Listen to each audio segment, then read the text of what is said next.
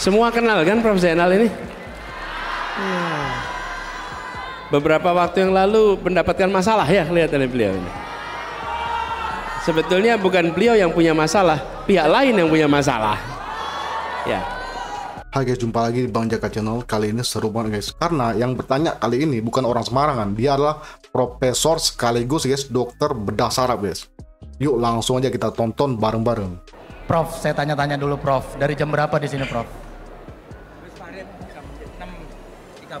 Jam 6:04. 6:04, oke. Ya. Nyangka nggak kalau akan seramai ini Semarang?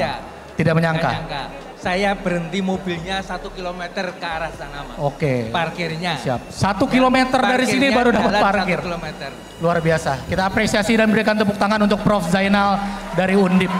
Silakan. Assalamualaikum. Profesor guys yang nanya guys. Yang kaleng-kaleng. Ya, semoga apa yang akan saya sampaikan ini juga mewakili kepentingan dari para mahasiswa, para tenaga kesehatan khususnya di Indonesia. Jadi semalam debat capres itu salah satu capres menyampaikan kalau kita kekurangan sebesar 140.000 dokter katanya, sehingga berencana membangun 300 fakultas kedokteran baru katanya. Itu ya. Jadi setiap program itu harus didasarkan atas data yang valid gitu loh. Ya. Jadi Menteri Kesehatan kita pernah menyampaikan bahwa menurut WHO dibutuhkan 1 dokter untuk setiap 1.000 orang. Sehingga 270 juta butuh 270.000. Menteri Kesehatan mengatakan kalau kita saat ini ada sudah 140.000, jadi kurang 130.000. Dia hanya melihat dokter yang tercatat di Kementerian Kesehatan. Ya, banyak sekali termasuk diri saya yang bekerja tidak di Kementerian Kesehatan sebagai seorang pengajar di universitas. Ya, jadi data yang paling akurat adalah data surat izin dokter yang dikeluarkan oleh Konsil Kedokteran. Dan sampai dengan 30 Agustus 2022 ya, jumlah dokter kita itu ada 168.000 dokter umum dan ada 42.000 dokter spesialis. Totalnya ada 210.000. Ya, jadi ada diskrepansi perbedaan sebesar 70.000 dengan data Kementerian Kesehatan. Itu tidak pernah diselesaikan perbedaan data ini.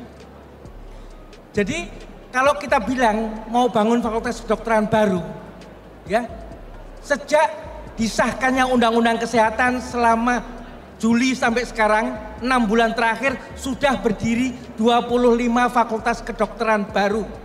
Ribet guys, pakai Tidak data pernah guys. ada kendali biaya yang ditentukan oleh pemerintah, di mana sebelumnya menurut undang-undang harus dibangun di tempat yang belum punya fakultas kedokteran. Artinya harusnya 80% itu di luar Jawa. Tapi faktanya ke 25 fakultas kedokteran itu dibangun di Pulau Jawa, 80%. Yang sekolah siapa? Anak-anak orang-orang dari Pulau Jawa ini. Dengan biaya masuk uang muka sebesar 150 sampai 300 juta rupiah. Wow. Dan uang SPP-nya sebanyak sekitar 20 sampai sekitar 40-an juta. Yang negeri 15-20 jutaan, yang swasta 30 sampai 40 juta. Kalau mereka selesai kuliah nanti, mereka orang Jawa, sekolahnya bayar mahal, tidak ada pemerintah hadir di situ, mereka kemana nanti? Pasti akan tetap tinggal di Jawa. Jadi persoalan yang kita hadapi adalah persoalan distribusi. Ya, Perhimpunan Dokter Gigi mengatakan dari 10.100 puskesmas yang ada 3.200 puskesmas yang tidak punya dokter gigi.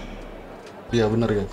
Jadi pertanyaannya, kenapa kok puskesmas itu tidak didatengin oleh dokter? Padahal lulusan dokter gigi itu 2.500 setiap tahunnya. Benar, Artinya ada masalah distribusi.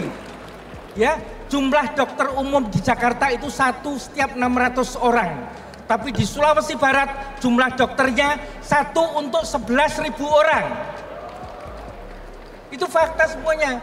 Jadi perbedaan ini, dan saat ini ya, dengan sejumlah 95 fakultas kedokteran yang kita punya sekarang ini, itu tiap tahun dihasilkan 14.000 dokter baru. Dalam 10 tahun artinya apa? Kebutuhan dokter yang dibutuhkan kalaupun itu sudah akan terlewati.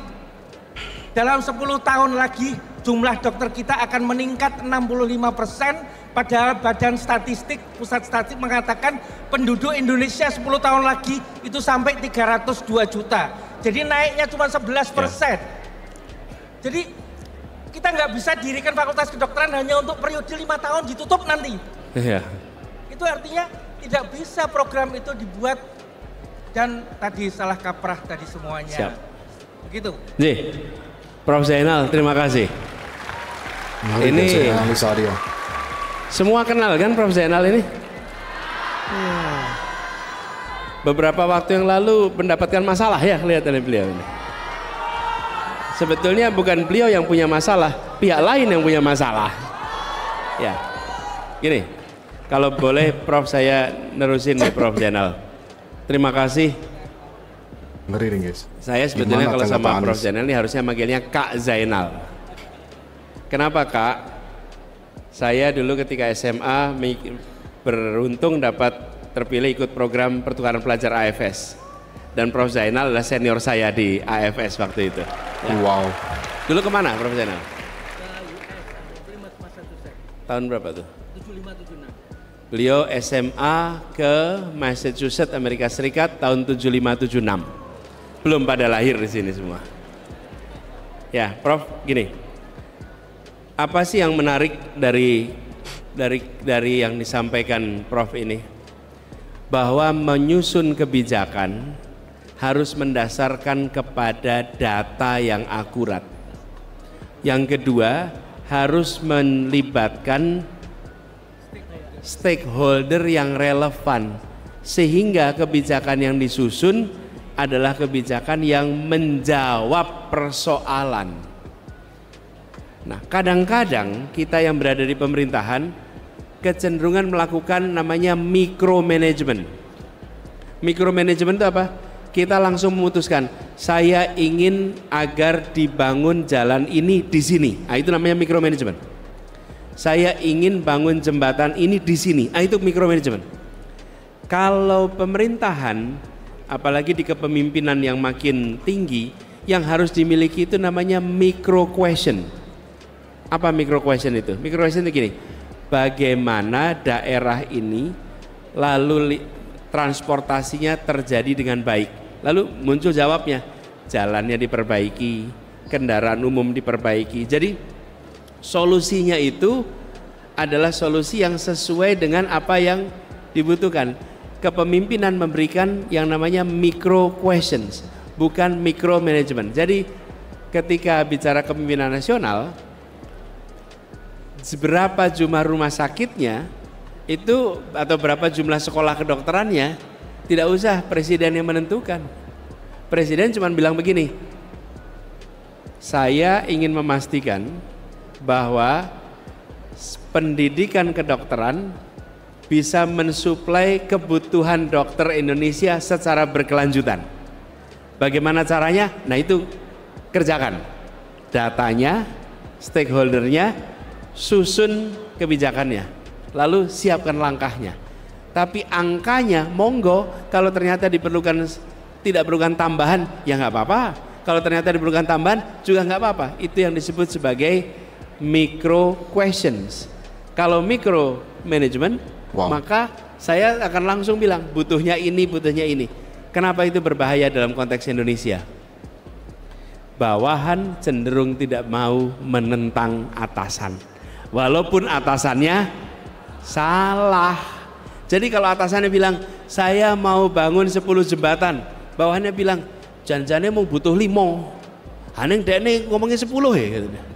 Terus bos nggak usah dilawan dah, jalanin aja. Akhirnya terjadi pemborosan. kita bangun 10 jembatan. Kenapa? Karena nggak ada yang mau challenge. Tapi kalau pertanyaannya begini, berapa jembatan yang diperlukan untuk perekonomian daerah ini berjalan dengan baik? Keluar tuh. Oh butuhnya 5 Pak, sudah jalankan 5. Oh butuhnya 6 Pak, jalankan 6. Itu cara paling nggak saya di dalam menyusun keputusan ketika menghadapi persoalan yang tingkat ekspertisnya membutuhkan ekspertis yang spesial, termasuk di bidang kedokteran, jangan kesehatan. Ini ekspertis yang spesial. Jadi saya merasa perlu untuk menggarisbawahi, tapi di balik itu semua saya berikan rasa hormat kepada Prof. Zainal karena berani mengartikulasikan secara terus-menerus dan konsisten.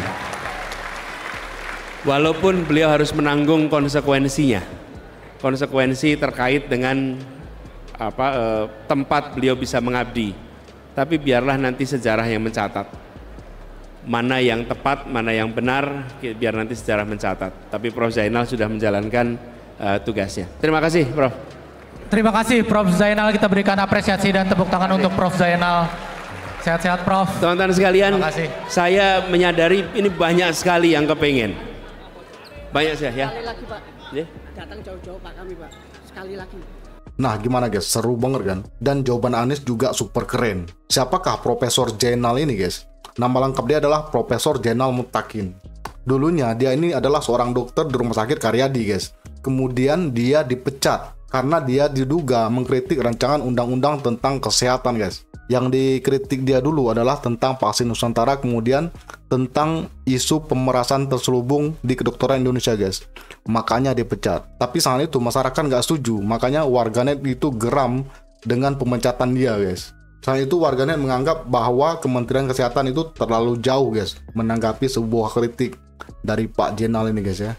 Yang wajib kita ketahui guys bahwasanya Profesor Zainal ini adalah salah satu dari 5 orang ahli atau pakar bedah saraf epilepsi. Bukan orang sembarangan ya guys. Dr. Zainal ini juga seorang guru besar guys. Makanya warganet masyarakat itu kesal dengan aksi pemecatan dia guys ya. Bahkan Ikatan Dokter Indonesia, kemudian Ikatan Cendekiawan Muslim Indonesia itu geram guys. Dan mereka akan membentuk tim untuk mengadvokasi kasus ini guys. Nah, gimana menurut pendapat kamu guys? Silahkan memberikan tanggapan, sanggahan, opini, dan kritik di kolom komentar. Semoga itu bermanfaat bagi kita semua dan menjadi referensi yang baik guys ya. Oke, saya cukupkan videonya sampai sini. Sampai jumpa lagi di video selanjutnya. Wassalamualaikum warahmatullahi wabarakatuh.